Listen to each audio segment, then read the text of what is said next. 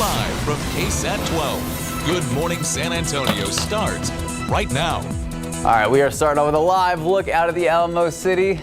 41 degrees, so a little bit warmer than what we saw yesterday, but I gotta say, yesterday turned out to be a picture-perfect day across the Alamo City.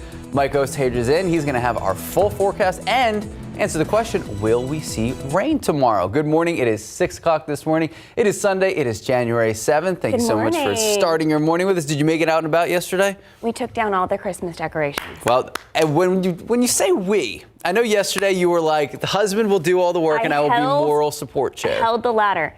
But at one point... That's instrumental, though. Safety first. We forgot something. We put everything up. We forgot something, and he just looked at me and he goes, get on my shoulders. I'm not moving everything. So I got on the shoulders, put the last item up. Oh, no, what it was is he forgot his cell phone in the attic. Oh. And so I had to get up there and That's get team it. effort. Yeah, but I was like, wow, we can join the circus now. That was fantastic. Mike Ostager, your Christmas decorations still up? We did the whole thing yesterday as well. And if you have not yet, do it today because we've been talking about the windy conditions. It's going to be breezy later on tonight, a decent breeze today, but again, tomorrow and then Tuesday. So if there's anything out there, plus any garbage cans, trampolines, things like that, you definitely want to get those things either put away or somehow fastened down. 40 degrees right now. We do have some clouds out there and pretty chilly in parts of the hill country. We're down to freezing. We are going to make it up to 67 later on today. So we'll be a handful of degrees above normal. Nice warm day. And it's going to get even warmer tomorrow. Now, the aquifer did go up yesterday, 0.2 of a foot. And the allergens, boy, I'll tell you one thing, those mountain cedar trees. Now, mountain cedar is high, and I would suspect it's going to be on the high side again today. Then the next couple of days, those mountain cedar numbers are probably going to be just off the charts. Take a look at some of these numbers right now. We've got freezing conditions in the hill country as we speak, and as you can see, 30s in Comfort, Kerrville, as well as Bandera. And we have wind advisories that have already been issued for portions of the hill country for tonight and up through tomorrow morning. This is not even to do with the front. It's out ahead of the front, obviously. Then tomorrow, got a fire weather watch posted for western portions of the hill country. Winds 25, 35 miles per hour, gusting 50 to 55 miles per hour, especially out to the west. And that is going to be through the day tomorrow. And all that's going to be extended overnight into Tuesday because we'll still be very windy. So here's what's going on today. Partly cloudy, warm and breezy.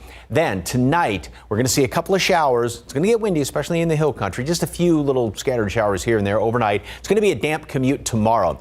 It's going to be chilly, but not cold tomorrow morning. We're going to hit 70 midday. We're looking at the front coming through 2-3 o'clock in the afternoon, sooner in the hill country, of course. And then temperatures will drop 10 degrees by dinner time. Very windy conditions then. It's going to be very windy on Tuesday. It will be much cooler on Tuesday, high of only 60. And then once those winds settle down, we're looking at a freeze here in town by Wednesday morning. Another front beyond that, and then another big front beyond that. We'll get that all sorted out in just a couple of minutes. Sarah, Max. Mike, thank you. We're learning more about a story we talked about yesterday. SAPD arrested 4 teens after police and DPS busted a street takeover event. So as the police chief tells our Danielle Ibarra, authorities actually knew that this group was on their way. A stolen car. San Antonio police say covert units had been tracking it for miles. Those units, along with DPS, surveilled a street takeover on the west side, just north of Castroville Road and General McMullen. We knew, and again, there's different ways that we receive intelligence that they're coming.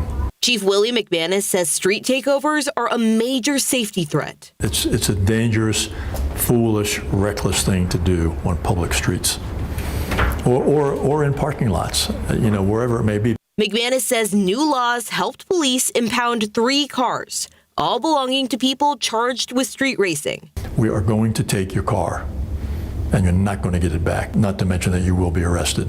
And the danger of street takeovers goes beyond the road. It's dangerous. It's very, very dangerous. People drinking, carrying guns. Some of them, some of the cars that we recover are stolen. Stolen cars like the one that crashed at the QT. Before the crash, police say they watched someone get out of the car with a weapon and mask and go into another store. That's when police say they started following the car.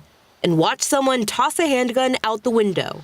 Police arrested 4 people between the ages of 14 and 18. The teens faced several charges, including evading arrest with a vehicle.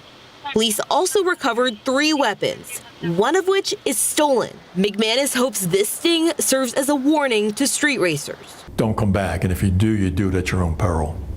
We're going to take your car, and you're not going to get it back. Danielle Ibarra, KSAT 12 News. Thank you, Daniela. In your morning headlines, United Airlines says it will suspend all of the 737 MAX 9 planes. This comes after an Alaska Airlines flight had to make an emergency landing after a section of the plane detached. And now all aircrafts need to be inspected by the FAA. United Airlines said it has about 80 of those Boeing 737 models. A spokesperson told CNN the airline is working with customers impacted by the plane incident.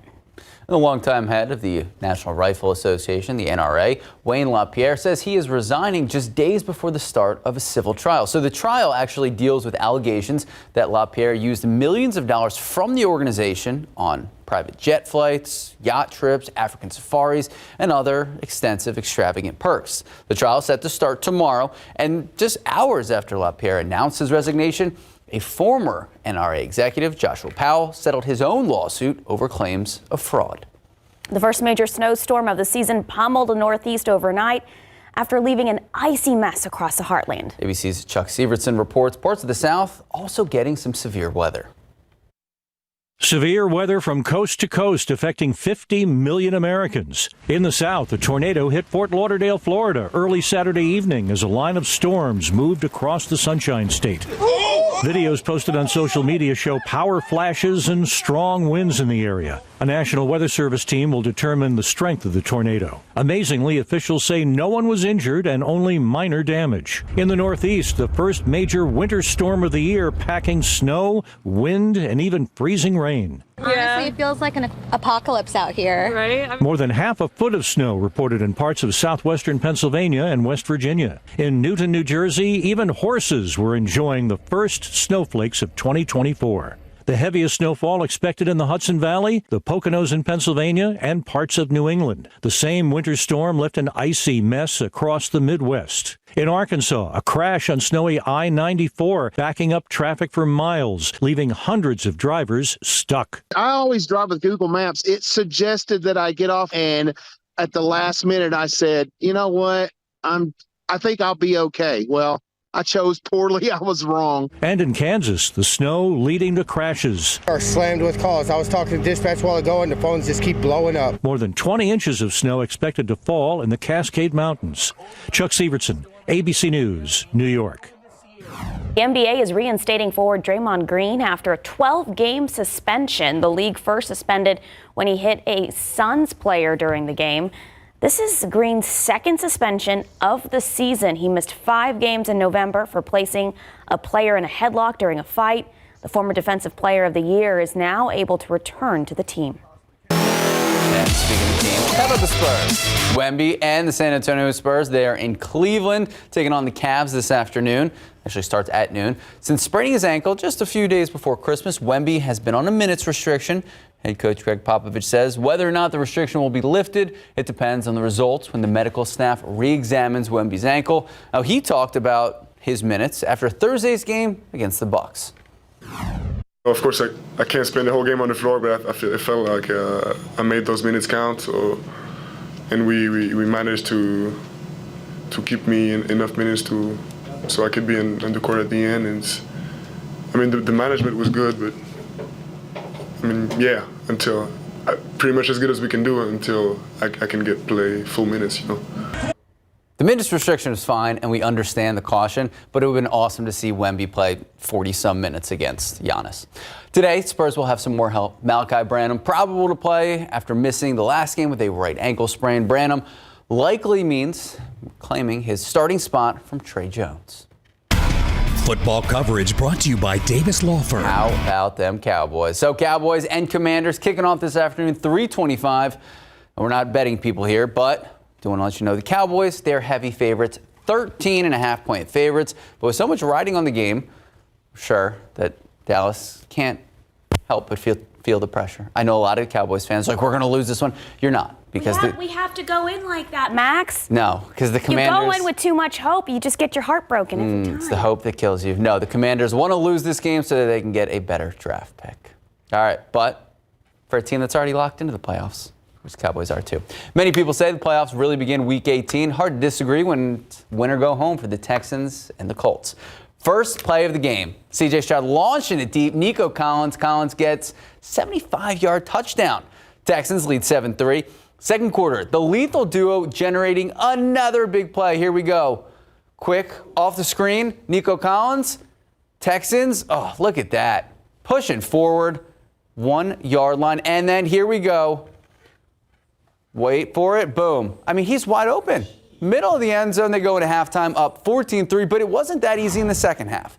The Colts came out of intermission with a much better feel of the game. After forcing a punt, Jonathan Taylor making a house call 49 yards out. He's basically going untouched, walking in. A couple field goals later, it's 17-all, and then, here we go. Devin Singletary capping off an extensive drive, finding the hole. Fourth quarter drive, 3-yard touchdown. The PAT is no good, so with a minute left, the Colts go for it. 4th and 1, down 6. Tyler Goodson, wait for it. Can he? Oh, that is a season-ending drop for the Indianapolis Colts. Texans improved to 10-7, defeating the Colts 23-19, clinching a playoff berth. In D'Amico Ryan's first season as head coach, Stroud finishing with 264 yards, 2 passing touchdowns, and Nico Collins, 9 targets, 9 catches, 195 yards. And to think that the Texans would rebuild like this in just 1 year is astonishing. Was this one of those games where the Colts, like if they lost, it was better for them? No. No, they needed to. I mean, technically, if you lose, it is better for you for draft position. Right. But both were fighting for a playoff spot. Yeah. Okay. I learned so much on this show. We're having fun here. Now, 6:12, 42 degrees.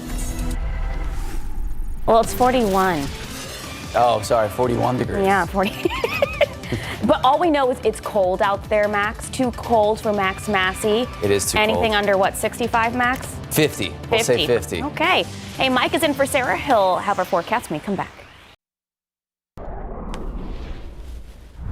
And good morning, everybody. It is a beautiful start this morning. Got a couple of clouds out there, and if you are heading out to early church services, definitely grab a jacket because we've got some cold temperatures. It's 30 Kerrville, Comfort, Bandera, freezing right now at Bernie as well as Bulverde, and we may drop down another degree or so, but there's still, with that cloud cover and enough humidity to not really let temperatures plunge. Just to kind of jump ahead, that's definitely going to be the situation midweek. Anyway, back to today. We are going to have partly cloudy skies throughout the day and warm up quite nicely. We'll already be up to 60 today at noon. Then we're going to be topping off at 67.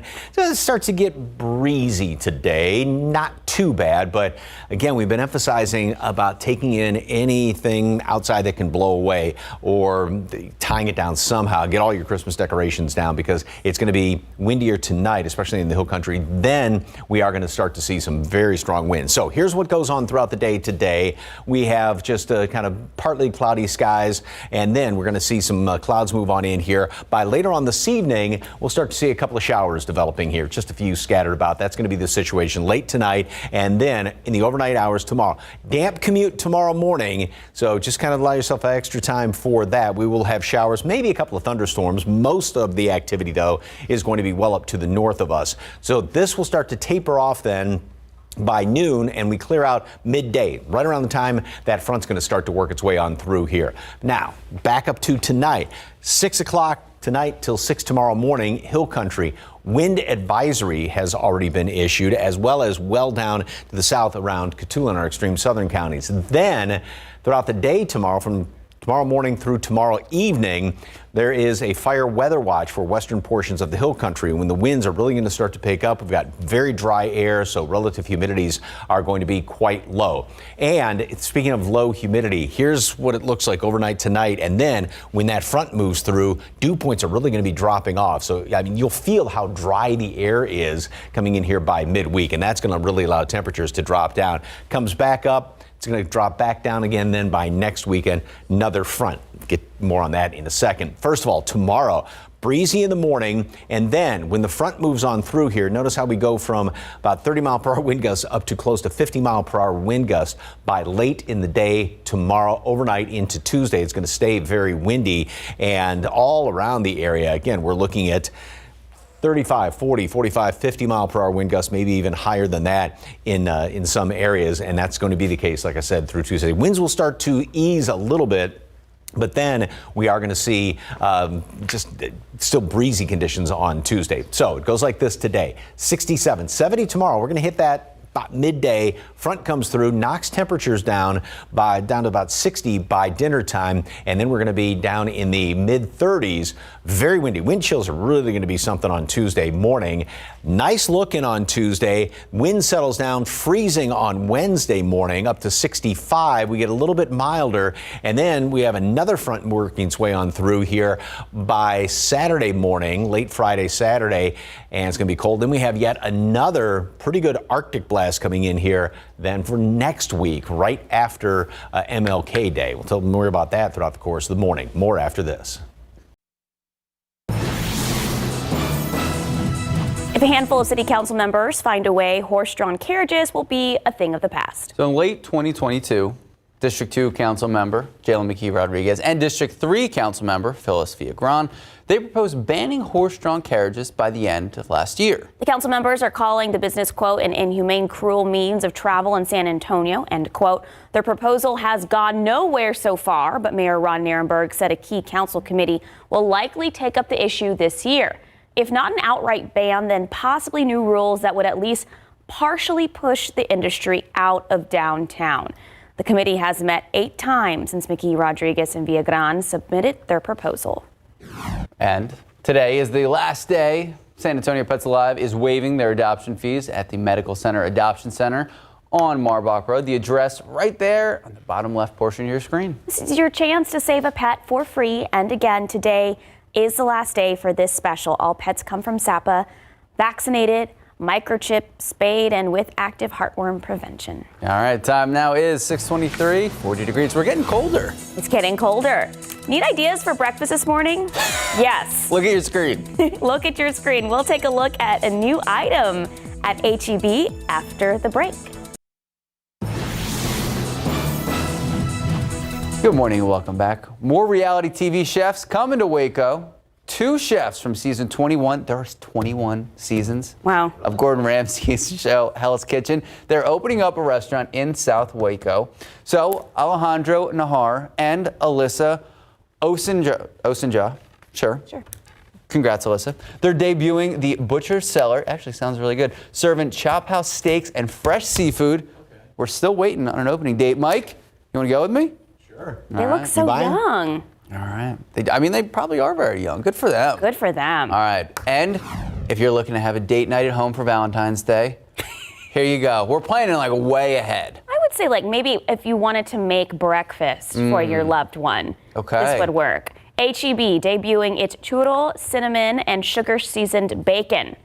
Basically, it's bacon with brown sugar on it. It's already going viral online, flying off the shelves. This is a limited edition, so try it out soon. It might not even be here by Valentine's Day. You got to buy it soon. You know what? This would have been better if I could see it cooked, because right now, well, it is thick cut, which I appreciate. Yeah. There you go. You and Dave are going to get some? I'm not like a big bacon girl. Okay. No, really? Not a bacon girly. Not a bacon girly? It's fantastic. No. More of a Stanley girly. Mike Osterhage is in the audience. Mike, would you like to come join? How about dip that? This is fantastic. Come on in, Mike. Our producer's like, get Mike off. I know. I'm sorry, MJ. Dip that in chocolate. Oh. Ooh. Because chocolate-covered bacon? Yes. Churro bacon dipped in chocolate? Look at this guy. Gordon Ramsay. Time that you guys look very similar. Time now, 6:28. It's 40 degrees. Okay, ahead in our next half hour, from immigration to the lottery, we have your latest news happening around the Lone Star State. Good morning, welcome back, and happy Sunday. It is 6:31. It is January 7th. Thank you so much for starting your morning with us. Good morning. Kind of the same conditions that we saw yesterday. Yeah. 41 degrees, but yesterday it turned out to be gorgeous. Did you actually leave your apartment and go outside? That does, and balcony and your pool area does not count. So like leave the vicinity. No. I didn't think so. That's like going out to the pool's like going out to your yard, isn't exactly. it? Yeah, I went out in my yard. Okay. I went on the, No, but sometimes Max will be like, yeah, I enjoyed outside. And then he's like, yeah, the window was open. No. When I say I enjoyed outside, that means that I was probably on the balcony or... Big balcony guy. Big balcony Sarah, guy. cut the boys some slack, okay? All right. If you're heading outside this morning on your balcony or out on the pool deck, it is definitely chilly out there. We have temperatures right now at the airport stands at 40 degrees. The normal low temperature this time of year is 41, so we're right exactly where we should be. Fair amount of humidity. Dew point in itself is very low, but compared to that number, so we're not going to be dropping down that much. A little bit of a breeze out of the northwest. Got a few clouds out there. Down to 29s now. Comfort as well as Kerrville still freezing. Bulverde and Bernie Stage 39 there at Randolph. A lot of mountain cedar. Get ready because more than likely I would definitely bet on the fact that mountain cedar is going to be sky high, not only tomorrow's reading, but then also on Tuesday and probably into Wednesday with those winds that are going to be out of the northwest gusting 45, 50, 55 miles per hour, really shaking up the mountain cedar trees. Today, 60 at noon. Great day to get outside. Max 67 degrees. It's going to be a little bit on the breezy side. A couple of gusts, especially later on this evening. And that's when the wind advisory goes into effect for portions of the hill country. Just basically to the west of 281. Does include Kerrville, Fredericksburg, Bandera. Doesn't include Bexar County, but obviously it's going to be breezy around here. Then tomorrow, we are going to have fire weather watch go into effect. It's already been issued for western portions of the hill country and our southern and southwestern counties. Winds again gusting 25, 35 mile per hour winds, gusting to 55 on top of that. We will have a few showers developing tonight, early tomorrow morning, and then the front moves through midday, and get ready to hang on to your hat and everything else because it is going to be windy and then very cold after that. We'll talk about that coming up in just a couple of minutes. Sarah, Max. Mike, thank you. Bexar County sheriffs arrested a 24-year-old Cameron McKee after animal control found decomposed and malnourished dogs at her apartment. The images you are about to see may be disturbing. During a news conference, Sheriff Javier Salazar said animal control was initially called to the apartment complex in far west Bexar County after being notified of a foul odor. That's when they found the extremely decomposed remains of a pit bull in the garage. And another dog was found severely malnourished. McKee told officers she saw the dogs on New Year's Day before getting her nails done and said both dogs seemed fine. Salazar said McKee's statement is false because of the severity of the dog's states, adding McKee has a, quote, a cold heart, end quote. Court records show she was in Bexar County Jail this week, but has since posted. And speaking of local animals, the search is on to find the next director of San Antonio's Animal Care Services. 2023 saw an increase in severe dog attacks and a larger stray animal population. Now residents say they want to see more out of the department. Our Ava Everett showing us the city is now accepting applications, and some neighbors hope the candidates, well, they hope that they're cut out to bring a lot of change. It's more than a crisis. Driving down the west side, dogs are just about on every corner. It's just an awful situation. Some have owners, others are strays. This has been a hard year, but it's time for an intervention. In a new year, neighbors say they're dealing with old problems. The city of San Antonio has a culture of not spaying and neutering, which has created a incident of just a mass amount of dogs running loose. But now, the search is on to find the new head of Animal Care Services in San Antonio. I want us to get in the front lines to curtail all this overpopulation of unwanted. The new year will bring a new director to ACS, and applications for that position are now open. But after a year of multiple dog attacks and high stray counts across the city, animal advocates say this city is ready to see something new. We need somebody that has done a city before, as big as San Antonio, if not larger, has cleaned that city up, and now we need that person to come in and clean our city up. They have the solutions, we need them. On the city's application page, the job description emphasizes a need for improving current procedures and developing a strategy that fits San Antonio. We reached out to ACS earlier this week and have yet to hear back over email. We've definitely seen it. Just a few weeks ago, we spoke to the current director, Shannon Sims, recapping 2023. He says education and enforcement should always be top of mind. If I could have every single animal owner in San Antonio do one thing, it's keep your animal on your property. Sam still has a couple of months left as director. Animal advocates in San Antonio say they're hoping the city considers a wide range of applicants. Because as they see it, strays and animals not being spayed or neutered won't go away. San Antonio is not a good place for animals. In reality, it isn't. There's so much neglect.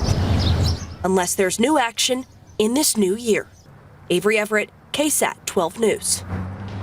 Thank you, Avery. In your Texas headlines, the Justice Department releasing new video from outside the House chamber on the day of the January 6th attack, showing rioters talking to Republican Texas Representative Troy Nehls through a shattered glass doorway. Take a listen. I've been in law enforcement in Texas for 30 years. Talk a little louder. That's because you've never seen corruption like we have seen this last month. I'm ashamed. And I'm ashamed of my Congress people.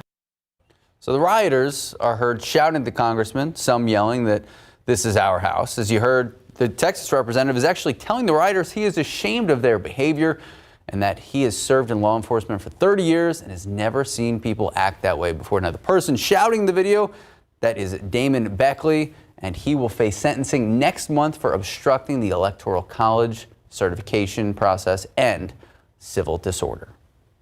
Out in Houston, Harris County court records show a Spring Independent School District janitor was arrested for installing cameras in 2 employee bathrooms at Hoyland Elementary School. 41-year-old Eric Carillon allegedly admitted in court to buying cameras solely for installing them in the bathrooms. Camera footage showed 2 female employees using the restroom.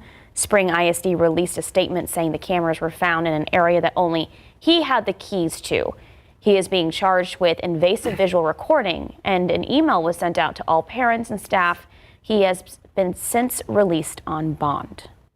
Well, after record numbers, the closure of multiple trade bridges, and numerous political appearances, the United States is seeing a drop in illegal border crossings here in Texas. This as Mexico is increasing law enforcement presence, at least in the short term. ABC reporting arrests for illegal crossings into the United States from Mexico fell to almost 3,000 this week, down from more than 10,000 on several different days last month.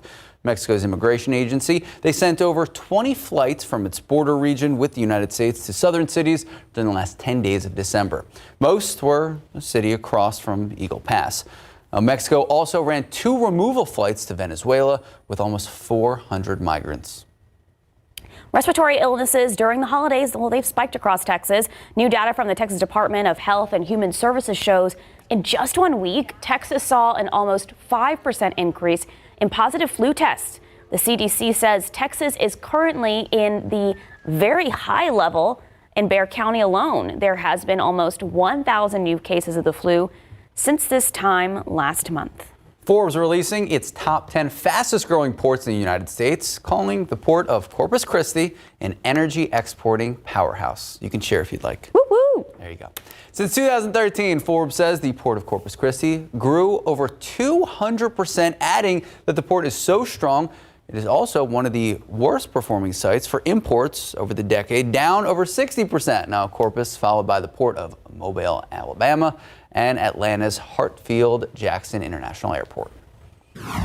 Texas lottery officials announcing that a winning ticket worth $34 million oh my goodness, has still not been claimed. The person probably doesn't know, Max. They probably threw it away. Oh my gosh, the ticket was purchased at an Austin HEB. The winner chose the cash value option and is set to receive over $20 million before taxes. Check. Wait, that means if they chose. Yeah, if okay. they chose. No one has claimed it. No one has claimed it. So if you're out there, you went to Austin HEB recently, check your numbers. All right, a full week of practices in San Antonio led us to the official kickoff of the 2024 All-American Bowl. 100 highly touted prospects across the country wrapping up their high school football careers in a high-profile game here inside the Alamo Dome. James Peoples, a 4-star recruit, signing with Ohio State, representing Veterans Memorial on Team East. East versus West, Peoples rushed twice, 2 yards, caught 1 pass for 4 yards for the East team. Many highlights plays come to come. One day we're going to look back and we're going to see them playing in the NFL. I think Tim Tebow, Trevor Lawrence, a lot of big-name NFL players have played in this game. Other prospects, and of course, Peoples will join the Buckeyes football team next year. And of course, the All-Star Game followed for another display of great football talent in the Dome. I mean, this is just amazing. We had John Jay quarterback Jackson Gutierrez, the Navy commit, throwing a beautiful ball over the back foot to East Central's Austin Vivier for a touchdown. Then Gold got on the board before halftime. Warren's, Antonio, look at this. Meza hitting Johnson's, King Johnson, on the end zone. Look at that beautiful catch. Team Gold scoring the rest of the way for the All-Star Game victory, 25-7. San Antonio is home to so many industries. One of the industries that has been booming as of late, the startup industry, and there are big changes on the way. Leadership changes. We're going to speak to one of the latest leaders, the newly appointed leader, coming up at 8 a.m. on a special edition of Leading SA. If you have any questions, comments, concerns, you want to be part of the conversation, you can submit those questions right now. Just head to the Leading SA section of KSAT.com. Join us at 8 a.m. for a full conversation.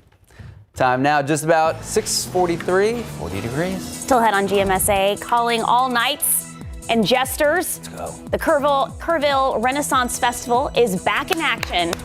After the break, we'll see what weekends the festival is coming to town. You got to go for the turkey legs.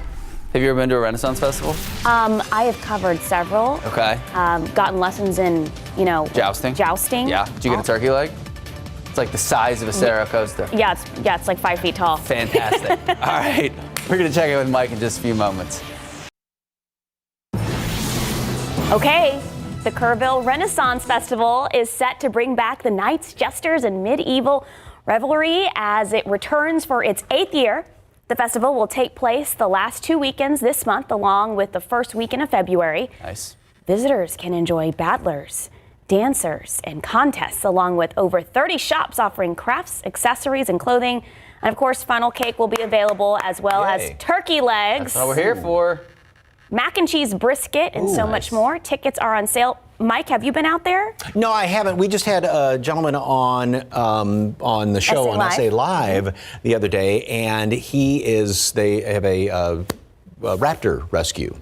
And so raptors that are injured or something like that, they help rehab them and then take them back or send them back out into the wild. And they have some of them that can never be released. So those are their demonstration birds. But he had a falcon and a hawk on the show. Wow. The most amazing animals. And he said their eyesight, we have like 100,000 rods and cones. They have 1 million in their eyes. And that they could see a mouse's ear twitch at a mile. What? And they've done tests where they can recognize their offspring at 10 miles. That's incredible. Yeah, it's just amazing animals. And the speed that they can get, and the falcons and everything. So they're going to be some of those out there as well. Mike's going to show up one day with like a pet falcon. Yeah.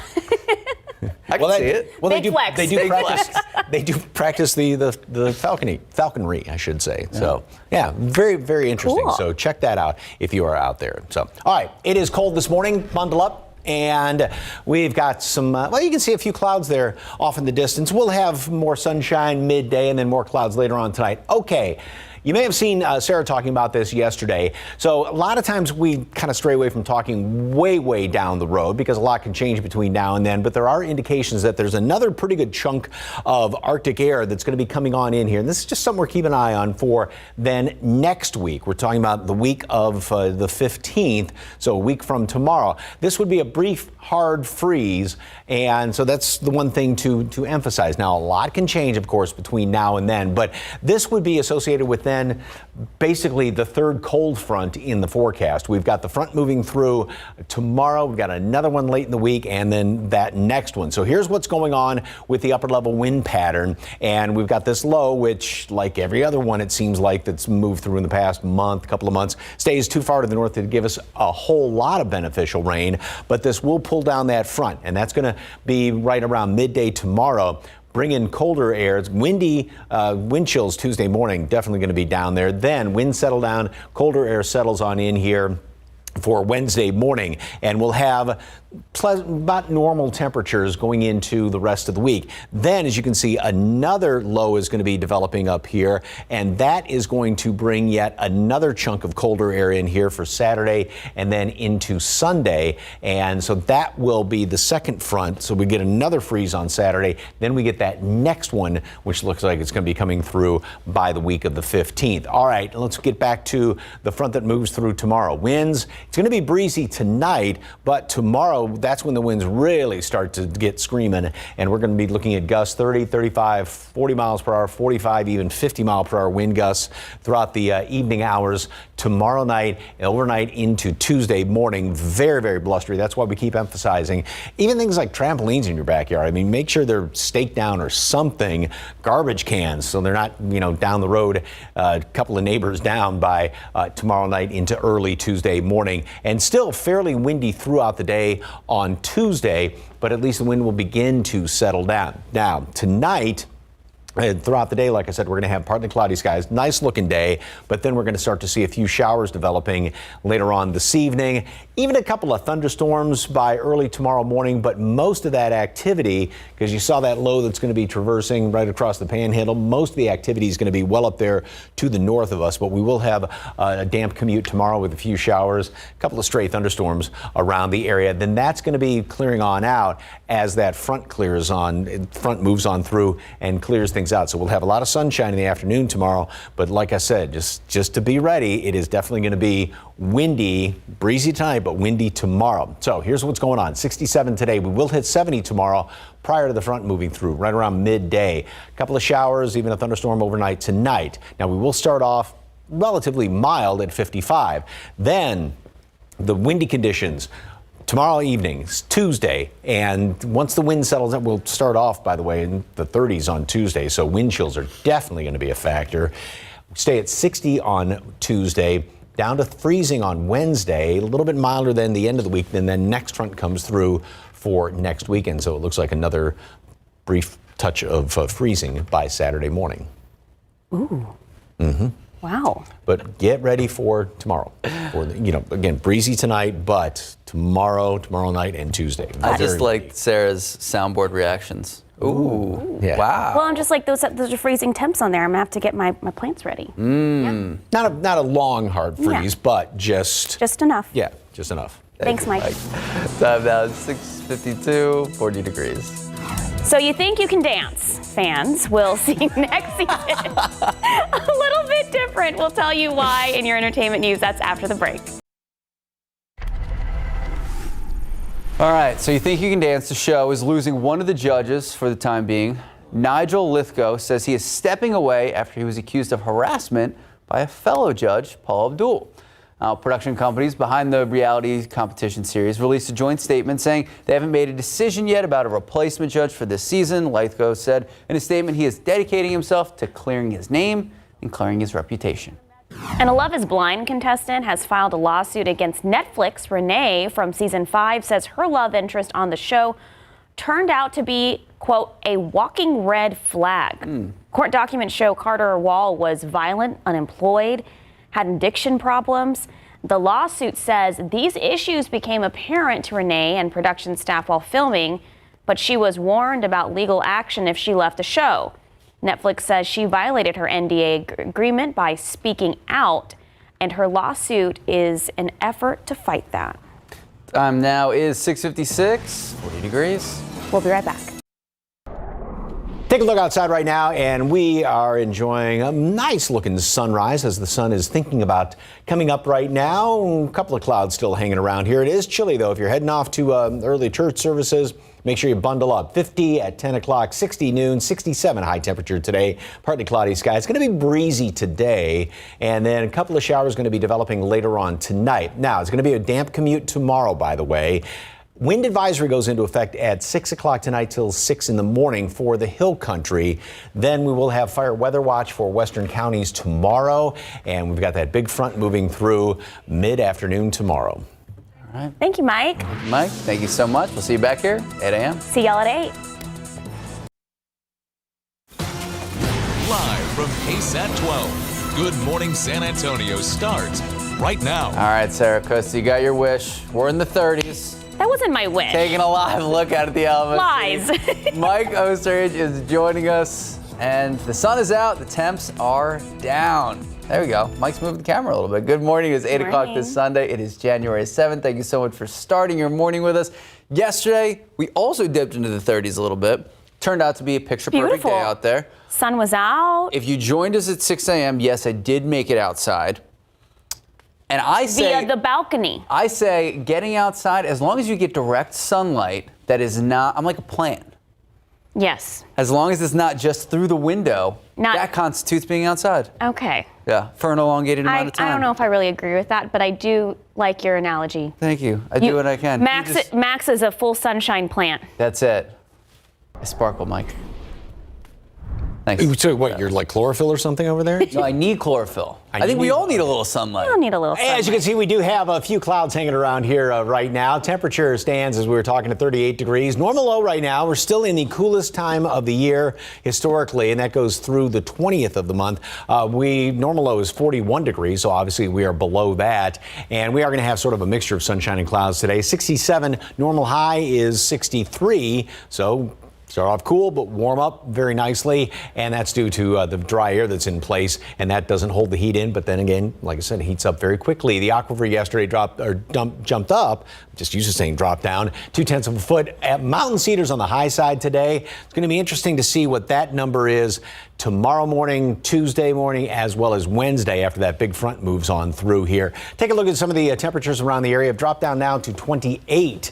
In both Kerrville as well as Comfort, and add to that Bandera, freezing Bulverde, Bernie Stage. Now, even around Rio Medina, in your backyard, outlying areas, you may be below freezing. Not much of a breeze out there. And like I said, Mountain Cedar is on the high side as of right now. Throughout the day, we make it up to 60 at noon and 67 now. Kind of breezy this afternoon, and then especially tonight, it is going to get breezier. We also have a chance for a couple of showers to develop later on tonight. There is a wind advisory that goes into effect for the Hill Country at 6 o'clock up until 6 o'clock tomorrow morning. And also then a fire weather watch goes into effect tomorrow morning up through the evening hours for western portions of the Hill Country.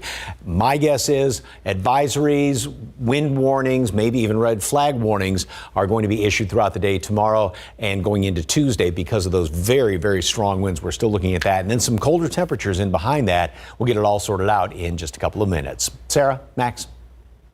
Mike, thank you. Now let's take a look at some of the top stories this morning. The final suspect in the July 2020 killing of a young mother was sentenced on Friday. 25-year-old Alyssa Weiss was one of the 7 people originally charged with capital murder in the killing of 19-year-old Jasmine Williams.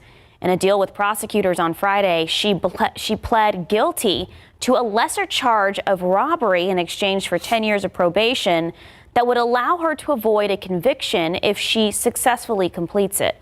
A spokeswoman for the Bexar County District Attorney's Office said in an emailed statement that her role was seen, quote, the least culpable of the accomplices. For more on this story, just head to KSAT.com. Even though 3 years have now passed since the January 6th in the Capitol, arrests are still taking place. Multiple people arrested just yesterday at a ranch in Florida. All of this because of their involvement on January 6th. The FBI reporting that Jonathan Daniel Pollock, Olivia Michelle Pollock, and Joseph Daniel Hutchinson III, all taken into custody just yesterday, the 30-year anniversary. And it revealed that the suspects were either related to or close friends with or lived near one another here in Florida. Now, they traveled together on January 6, 2021, dressed in military-style tactical gear. They're accused of assaulting U.S. Capitol Police and or Metropolitan Police Department officers. The arrests were made 3 years on the date of the attack. Well, the FAA grounded some Boeing 737 MAX 9 aircraft after an Alaska Airlines jet made an emergency landing in Oregon on Friday.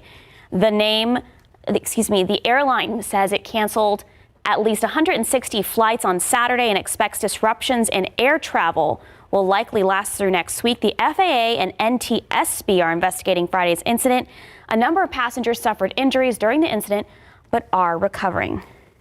And switching gears to flights across the country right now, experiencing lots of cancellations and delays. And on top of the cancellations and groundings of the 737 MAXs, well, there's also the strong weather system that we've been talking about, primarily in the Northeast. Take a look at the FlightAware's misery map. Okay, so let's take a look. 277 delays and 98 cancellations. A lot of them out of the Northeast, which is what we typically see on these mats in the New York area, but also Dallas and Houston seeing a little bit of delay. So if you're traveling, expect that to happen. So now delays and cancellations are expected to increase throughout the day. Airports had advised passengers to check their flight status before heading to the airport. Small businesses are the backbone of our local economy. A big part of the businesses, well, startup community, a sector of San Antonio that is growing leaps and bounds. One of the programs working to help our small businesses, mom and pop stores get off the ground is Launch SA. Joining us in today's Leading SA segment is the Director of Launch SA, Matthew Espinosa. Good morning, sir. Thank you so much for joining us. Good morning. Thanks for having me. Matthew, for those who don't know, what is Launch SA? Great. Yeah. Launch SA is a partnership between the city of San Antonio and local startup community Geekdom. What we do is we provide a resource center for small business owners and entrepreneurs that are looking to launch their business or facing some challenges as a small business owner. And this is a service provided to all residents here in the city of San Antonio. So, Matthew, what has Launch SA's path been over the last few years? Yeah, so Launch SA has been around for a little under 10 years. Recently, Geekdom has become the partner with the city of San Antonio on Launch SA. And over the last couple of years, they've really been providing services for businesses that have been navigating COVID and the kind of post-COVID business community world, providing virtual services and programming really tailored to the needs of the small business owners. And for us here in the last few months, as we've taken over as a new partner, we've been focused kind of on continuing that service, navigating the day-to-day of what business owners are facing and seeing how we can tailor programming and events based on the needs of the businesses. Look, it's something we talk about a lot. Education institutions here in and around San Antonio, we are growing so fast. I mean, especially as it pertains to downtown. UTSA has the new beautiful campus right in the heart of downtown. And obviously that's instrumental for the growth of our city. What does that connection look like between Launch SA and your alma mater, UTSA, and other educational institutions? Yeah, absolutely. My own entrepreneurial my own entrepreneurial path was actually started with Launch SA. They have really strong connections with local universities like UTSA, St. Mary's, Trinity, and really Launch SA in itself is a space that's for people very early on in their entrepreneurial journey that might be seeking how to get started, what that looks like. And for a lot of university students, they may consider entrepreneurship as a path for them post university. So Launch SA already has existing partnerships with some of the universities, but we want to continue providing that support. And again, considering entrepreneurship as a path for some of these students as they graduate. And what's really more powerful is the networking with the local business community. You know, there are small business owners that may be looking to university students to learn kind of the biggest marketing trends and what things that can change their business that may even lead to opportunities for these students to get hired as they network with the community. So, Matthew, what does a startup community look like across our community? Yeah, absolutely. As Max mentioned, the small business community is a really big pillar of the economy here in San Antonio. So there's a lot of small business owners that are wanting to support other small business owners. And there's a lot of new organizations over the last few years even that have popped up to support entrepreneurs of all different industries and different types. And for us, what Launch SA is really trying to be is that hub of those organizations and those partners that support small business owners and entrepreneurs. Because again, if you're just starting a business and you have no idea where to get started, Launch SA is a great place to go to kind of hear all the other places. And that's kind of part of the work that we do, as well as over the last 10 years alongside Launch SA being in existence, the work Geekdom has been doing here in downtown San Antonio, giving that path for people to work, connect with other entrepreneurs. It's an exciting time, and we want to continue to help small business owners recognize some of the organizations they may not realize exist here in San Antonio for their business. And I really just want to emphasize, too, this is not just for technology startups. This is entrepreneurs, small businesses, mom and pop shops, all sizes, shapes, and ventures, right? Yeah, absolutely. Our kind of big focus is, the small business support here in San Antonio. So for a lot of those small business owners, as they're just getting started, they may be exploring what it looks like just to sell their product and what, licenses or permits they might need for their business, depending on what industry they are. So yeah, Launch SA is really that support mechanism for the small business community here in San Antonio. Add one last question for you. My producer's going to kill me for even asking it because we're running out of time. But if you could wrap it up quickly, what are some of the big challenges that these small businesses and startups are facing right now? Yeah, absolutely.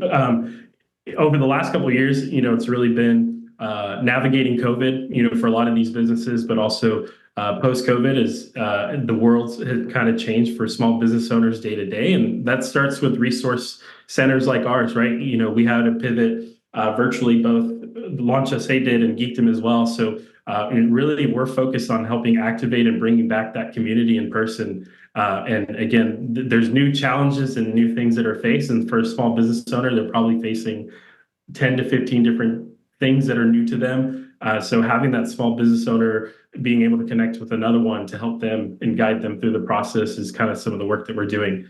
So I think that's some of the things that they're navigating in the last, year or so as they're whether launching a business or kind of facing some situations with their small business. Matthew Espinoza with Launch SA, thank you so much for joining us, and our viewers can watch this interview in full later this morning on KSAT.com. Time now, just about 8:12, 40 degrees. Let's take a look outside with live cam. 40 degrees at 8:11. Hey, we're back on camera. Oh, hey. Hey. You got Restaurant Week pulled up on the phone. I was like, what are these menus you're looking at? We're going to talk about that in the break in just a bit, Max. But hey, Mike is in. He will have our forecast when we come back. Good morning and welcome back. All right, so it's 40 degrees now. What do we? 38, actually. I'm just reading. I know. Sometimes here, that thermometer is a little bit different, but the official reading is 38 right now. Okay. And today there's a Cowboys game with 3:25. Okay, so. Excuse me, and there's a Lions game at. Excuse me. Sorry. So. Oh my gosh, we can hear the boos from the control room. Did we talk about the Michigan Not booing for the Cowboys. Night, so let me get it in here. I haven't had a chance. So go ahead. I was just saying, because people will be outside grilling today, getting ready for these games. For it. Okay. A little windy though, and we've been emphasizing anything that's outside that can blow away, bring it in, tie down something, because it is going to be breezy tonight, but then also very, very windy tomorrow afternoon and going into Tuesday as well. So, and the Michigan game is on ESPN tomorrow night. It was at 6:30 our time. So.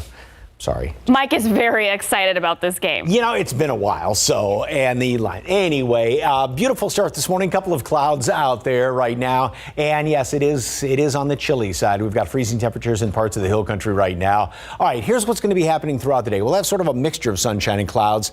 Then by just after dinner time, a couple of little sprinkly showers going to try and form up around here. And a couple more later on this evening. Not a big deal at all. This will start to fill in somewhat overnight and early tomorrow morning. So one thing you can count on is that it's going to be a damp commute tomorrow morning. We will have a few light showers around the area, even a couple of thunderstorms as well. Most of the activity, though, is going to be further up to the north of us, but just don't be surprised if there is a couple of cracks of thunder so as we go into the morning hours tomorrow. Then that all clears on out of here, and this is the time right around mid-afternoon when the front moves on through. So we're going to hit our high temperature early on in the day. 2, 3 o'clock in the afternoon, then temperatures will start to drop down. And notice how by even 4 o'clock we've got winds. Now, even though it is going to be breezy in the hill country tonight, we've got winds tomorrow that are going to be gusting 30, 35, 45 miles per hour, and even stronger than that, even going into tomorrow night. Look at that, 52 mile per hour wind gusts forecast in Fredericksburg tomorrow night at 8 o'clock, and it stays very windy overnight into Tuesday morning. It's going to be cold Tuesday morning, forecasting 37 for a low temperature. That doesn't even take into account these winds that are going to be, now granted these are the gusts, but winds are going to put those wind chills well down into the 20s and maybe even into the teens in parts of the hill country. Stays kind of windy throughout the day. I shouldn't say kind of windy, 37, 40 mile per hour wind gusts throughout the day on Tuesday, but the winds will begin to settle down. Here's the humidity that comes in here overnight and tomorrow. Then it really drops down. So bone dry air in place, no wind, bone dry air, clear skies. That's going to allow temperatures to really drop down Wednesday. Humidity tries to come back in here toward the end of the week, preceding the next front. All right, look at temperatures around the country right now. International Falls at 10, a lot of 20s, some teens up there in Cutbank, but go further north. A chunk of just brutally cold Arctic air. 38 below in Yellowknife, 36 below in Stony Rapids, and some of this is wanting to then drift down to the south. Take about a week or so, but we're looking like may see a pretty decent chunk of some Arctic air just briefly come in here, and then for next week, the week of the 15th. Even though we do have a couple of cold fronts, though, one tomorrow, and then there is yet another front late in the week. So 67 degrees today, 70 tomorrow. We'll hit that mid-afternoon. Temperatures drop in the afternoon. Front comes through. We have the rain in the morning and windy conditions. Then it's going to stay very blustery overnight. Tomorrow night into Tuesday, we get down to 37. Again, wind chills to deal with Tuesday morning, up to 60 in the afternoon. Freezing on Wednesday, a bit milder than Thursday and Friday, back up to 70. Then another front comes through here, and we are going to be seeing freezing once again by Saturday morning. We'll have more. We're going back to them or break? To them. To Sarah. To them. Them, take it. Okay, I'll walk over here. Can we get a 3-shot? I know you love hanging I never know, sometimes a different format on Sunday morning. So behind the curtain, Mike was very lonely in the 6 a.m. He was upset because they cut all the 3 shots out. And he complained I'm just to used the producers. To being, like I said, he wants to be next to us. Always welcome. Who doesn't want to be with these two? I know. Oh, always a pleasure on a Sunday morning at 4 a.m. Time now, 8:20, 40 degrees. A dog's best friend turns out to be a cat. Okay. Oh. After the break, the story about Oakley and Binks's life-saving actions after Oakley went outside and was visited by not-so-friendly guests. I feel like this is the start of a Disney movie. I love it. All right, let's take a look at those lotto numbers. 676, Fireball 9, that's your pick 3. Your daily 4, 5606, Fireball 2. Catch 5, 6, 12, 14, 28, 32. Texas Lotto, 9, 11, 13, 16, 40, 47. Let's look at those Powerball numbers. 4, 31, 34, 38, 61, Powerball 13, Power Play 2.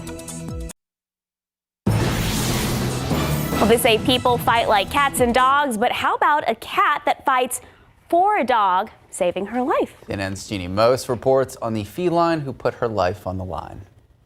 6-year-old Oakley has a lovable face. She can do spins in exchange for a treat.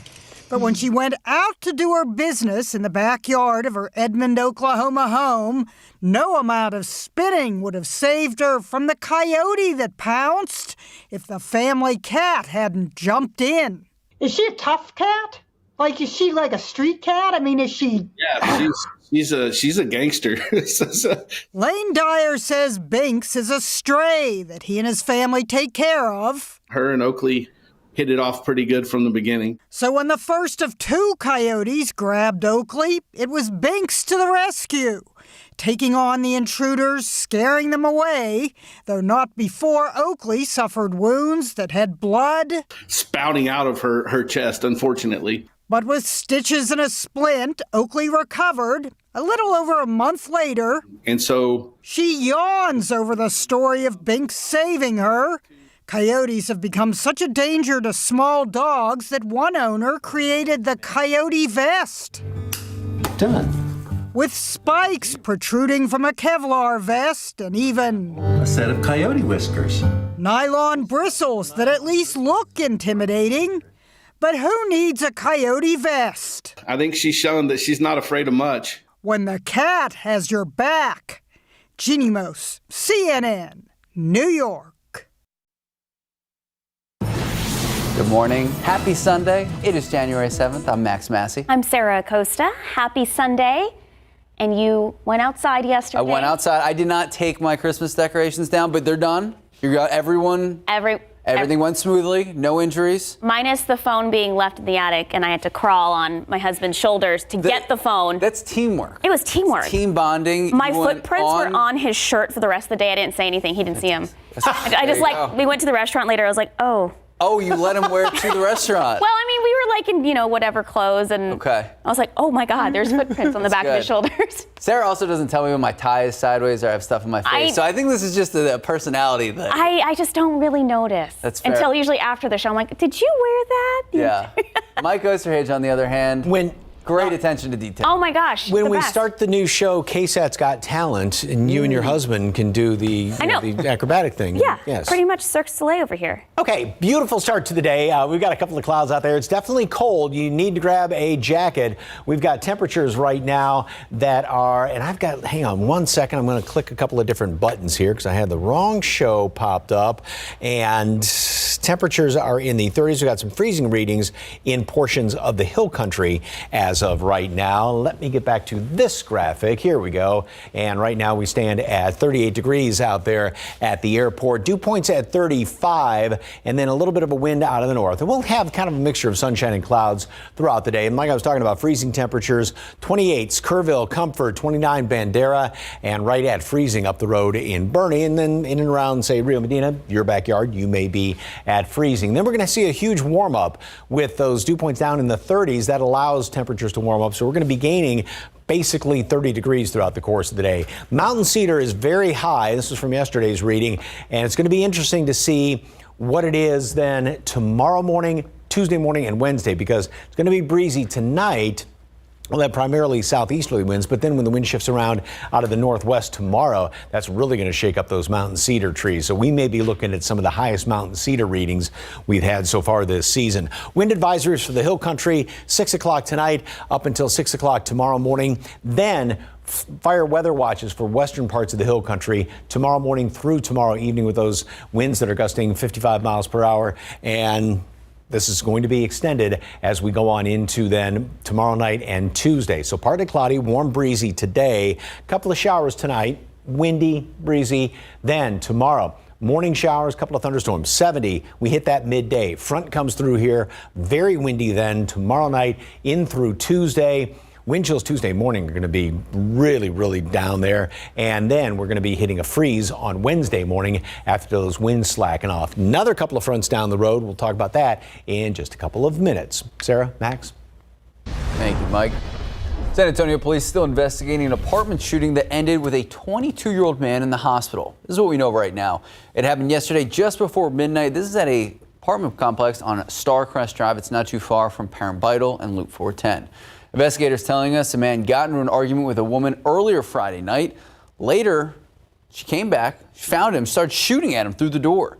Now, investigators say that woman has not yet been apprehended. They are still investigating, still trying to figure out who exactly the suspect is. As for the man, the victim who was shot, he is expected to recover. Now to an update to a story that we brought you first yesterday here on GMSA. San Antonio Police Chief Lloyd McManus giving people a stern warning over street takeovers following the arrest of 4 teenagers.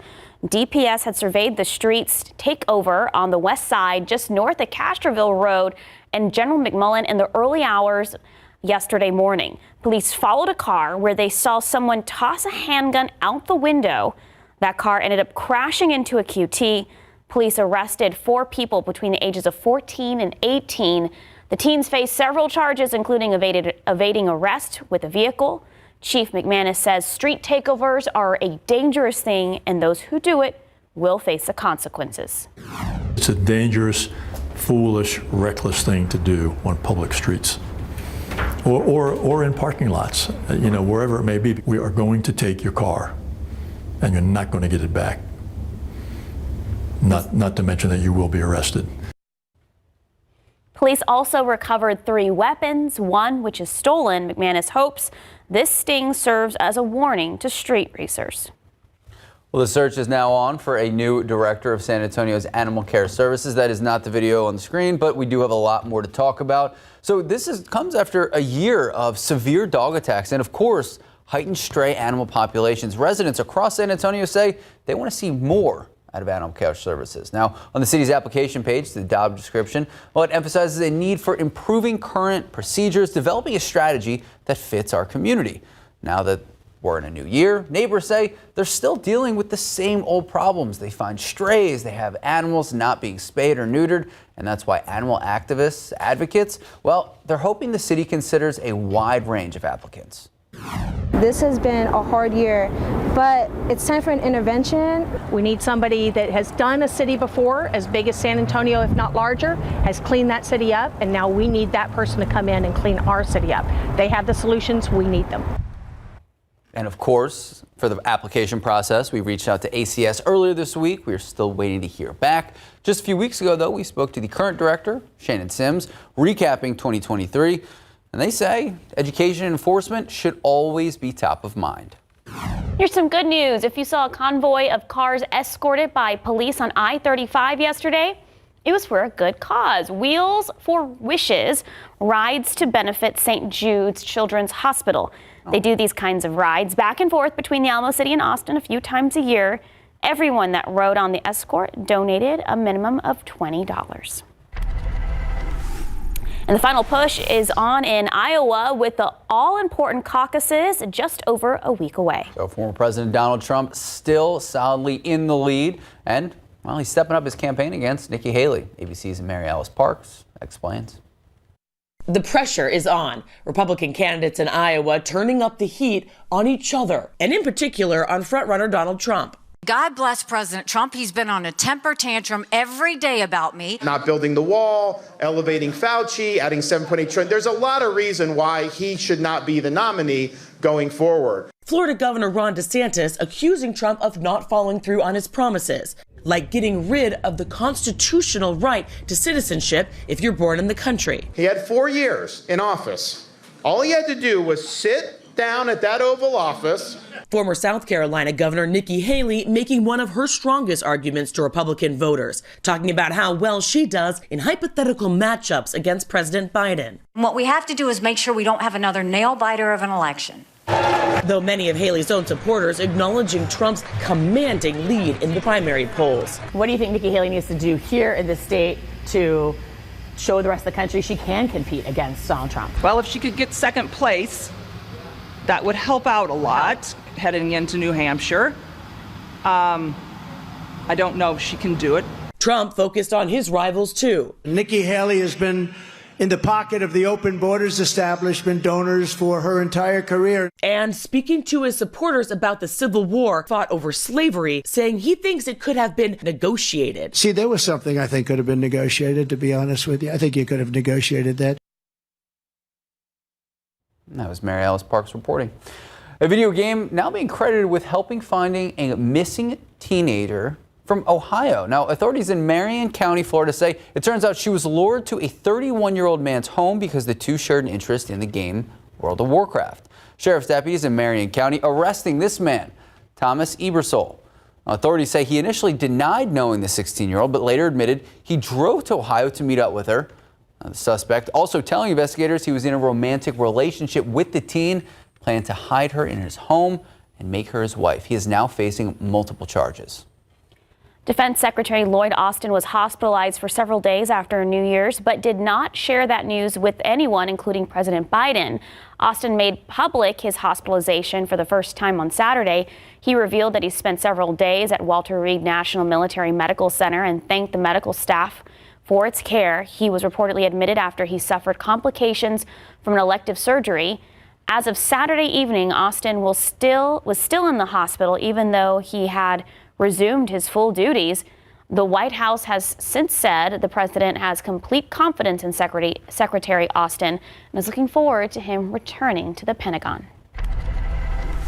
Back here at home, an exciting time for San Antonio. A full week of practices in the Alamo City, leading us to the official kickoff of the 2024 All-American Bowl. 100 highly touted prospects across the country wrapping up their high school football careers in a high-profile ball game inside the Dome. James Peoples, a four-star recruit, signed with Ohio State, representing Veterans Memorial on the East team. It's East First West. Peoples rushed just twice for 2 yards, caught one pass for 4 more yards for the East team. There were many highlights to come out of the day. One day, we're going to look back at some of these highlights and say, hey, remember when they played in this game? Because now they're in the NFL. West won the game 31-28, and like others with their respective teams, Peoples will be joining Ohio State Buckeyes football team next year. And of course, the San Antonio All-Star Game followed for another great display of amazing football talent in the Dome, featuring over 100 seniors, standouts, including John Jay quarterback, Jackson Gutierrez, the Navy commit. Look at this beautiful ball right off the back foot to East Central's Austin Vivier for a touchdown. Team Gold got on the board just before halftime. Warren's Antonio Meza, wait for it. Oh, this is beautiful. Hitting Johnson in the back of the end zone. Great throw and catch. It's Team Gold scoring the rest of the way for the All-Star game. Team Gold will go on to win 25-7. Time now, 8:40, 42 degrees. Before we head to break, we want to mention that today is the last day San Antonio Pets Alive. It's waiving adoption fees at its Medical Care Adoption Center on Marbach Road. That address on your screen right there. And of course, this is the last chance to save a pet for free. Again, today is the last day for the special, the free special. All pets from San Antonio Pets Alive come vaccinated, microchipped, spayed, and neutered, and with active heartworm prevention. 42 degrees at 8:41, shaping up to be another beautiful day.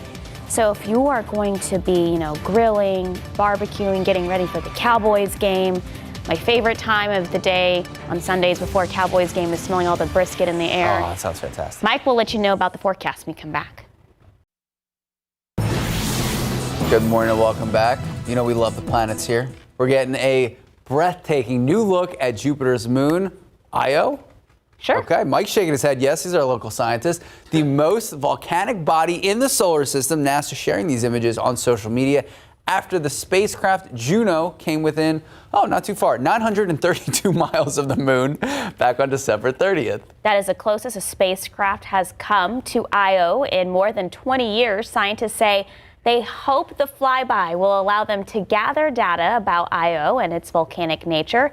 NASA won't have to wait too long for more data and images of Io since Juno will be making another flyby on February 3rd. Maybe this is just me, and I'm not a patient person. Does this mean we're getting closer to understanding the solar system and one day venturing out and making it more popular? Yes. Look at all the people going up in space. Michael Strahan has been to space. Kind of. He's been to space. No, he's been to space. He's kind of been to space. He's been a little closer higher than you have, Max. That's fair, but he's also, Michael Strahan. Honestly, I like gravity. I'll stay down. Well, the interplanetary travel, and the next big goal is Mars, obviously, but the thing to overcome is the fact that it takes like 9 months to get there and 9 months back. So what do you do in that? And so to conquer those Great hurdles, not the technology of that, but like the food. Right. You're going to have to grow all the food while you're there. I've seen the movie The Martian, so I think I'm prepared. So potatoes. Yeah, lots of potatoes. Tough climate. Boiled shrimp, boiled potatoes, fried potatoes, everything else. So, but it is interesting when they sent out the spacecraft into the solar system and to see these up close pictures. And I remember the first pictures when I think it was Voyager went through the rings of Saturn and saw that it was just these, little particles that made up all these rings and everything. So, real cool. All right. Do you know Saturn could float if it were on water? Oh, wow. Yeah, because the gases that it's made up of are lighter than water. Look at that. Fun fact of the day. If you had a big enough pool to hold Saturn, there's the trick. That's a pool party. All right, lots of sunshine. I was just looking out the window here in the front window at the station, and a lot of sunshine. As you can see, just a couple of clouds left over right now. Temperatures are pretty darn chilly. We've got freezing readings still in parts of the hill country. Let's jump ahead to next weekend and then a few days beyond that, going into the week of the 15th. So, leaning toward, or the odds being that it would be on the drier side. We do have another front moving on through here next Friday into Saturday. May give us a little bit of rain, but not that great. And even beyond that on the dry side. But notice how the odds of being well below normal. We've got some very cold air that's looking like it wants to come in here for next weekend and then the first part of the following week. And then that extends into 8 to 14 days down the road, the 15th through the 21st. Again, at or slightly below normal precipitation, but still definitely on the colder side for that period. So the middle chunk of January is going to be on the cold side. We've got the front coming through tomorrow. We've got another front, as I mentioned, Friday into Saturday. Then what we're looking at, there's a big batch of Arctic air. Last half hour I showed you that some of the temperatures were down in the 30, 38 below range up there in northern Canada. And some of that Arctic air wants to push its way down to the south. And this is going in next week into the week of the 15th, not this upcoming week. And that we are looking at sometime during that week, a brief, take note of that, brief hard freeze. Now, this is still a week and a half away at least, so a lot can change, obviously, between now and then. Today, we are going to be seeing sort of a mixture of sunshine and clouds. Beautiful day. It's going to warm up nicely. Jacket this morning. Probably won't need it by later on this afternoon. And then once the sun goes down, it's not going to cool off as quickly. We're going to have some few more clouds around here. And by later on this evening, we are going to be seeing a few showers that are going to work their way on in here. And so by, say, 7 o'clock, 1 or 2 of those showers out there, a couple of more as the evening rolls on, and then overnight. One thing you can count on tomorrow morning, we will have some showers, even a couple of thunderstorms around the area. So count on a damp commute tomorrow. So allow yourself a little bit of extra time. That's going to be the case through the morning hours tomorrow. Then all that clears on out by early afternoon. And this is the time when the front moves on through. So we're going to hear a high temperature of 70 tomorrow. 2, 3 o'clock in the afternoon, then temperatures will start to drop down. But most noticeably, the wind is going to be picking up as we go into the afternoon. So it is going to be breezy overnight tonight, preceding that front. But then once that front comes through, we're looking at those wind gusts to be in the 40, 45, 50 mile per hour range. And that will then extend into Tuesday. So here's this low that's moving on through here, or just to the north of us. It's not close enough to give us a really good chance or a really good amount of rain, but that pulls down that front tomorrow. We stay very chilly Tuesday as well as Wednesday. Wednesday, we're going to be hitting freezing. Then we sort of modify just a little bit going into the latter portion of the week. Then we have the next chunk of cold air, which is going to try and push on through here, and that's going to be Saturday into Sunday. But we're still looking at that really, really cold stuff up there in Canada, sort of push its way and muscle its way down here toward the week of the 15th. So today, 67, 70 tomorrow, breezy overnight tonight, and then windy tomorrow. We've got wind advisories, Hill Country tonight, fire weather watch for western parts of the Hill Country tomorrow. I think a lot of those wind advisories are going to be extended then into Tuesday as well. Very cold Tuesday morning, 37 degrees with those wind chills, down to freezing Wednesday morning. And again, the winds are going to be gusting 45, 50 miles per hour. So batten down the hatches. Okay. Got to bring in some of my sensitive plants. Yeah. Yeah. Thank you, Mike. Mm-hmm. Thanks, Mike. Time now, 8:51, 42 degrees. We'll be right back. It is a beautiful, beautiful Sunday. We've got a few clouds out there right now. Cold right now. We've got 38 degrees. Definitely a good freeze in parts of the Hill Country, but it's going to warm up nicely. We'll gain basically 30 degrees throughout the course of the day, and 60 at noon, 67. Breezy, especially tonight. We'll have a couple of showers developing. We do have some wind advisories for the Hill Country tonight to tomorrow morning, and then the fire weather watch for western portions of the Hill Country tomorrow. This is taking into account after that front moves on through here.